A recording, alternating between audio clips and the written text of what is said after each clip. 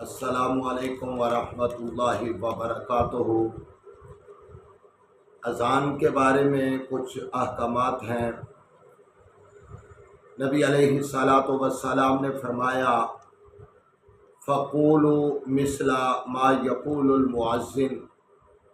جس طرح مؤذن اذان کہنے والا اذان کہتا ہے اسی طرح ہی تم بھی کلمات کو دہراتے رہا کرو،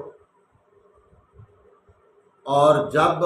مؤذن کہے حی علی الصلاۃ حی علی الفلاح تو اس وقت تم نے پڑھنا ہے لا حول ولا قوت الا باللہ،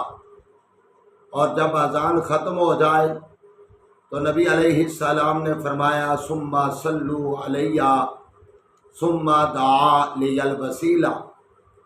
جب اذان ختم ہو جائے تو محبوب نے فرمایا کہ تم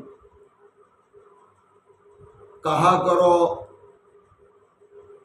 ثم صلوا علی، مجھ پر درود پڑھو، اور درود ابراہیمی پڑھنا چاہیے، اللہم صلی علی محمد وعلی آل محمد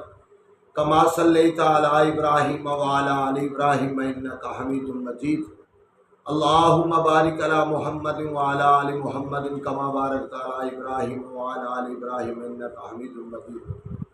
اس کے بعد ثم دعا لی الوسیلہ، جو دعائے مسنون ہے، اللہم رب هذه الدعوات التامہ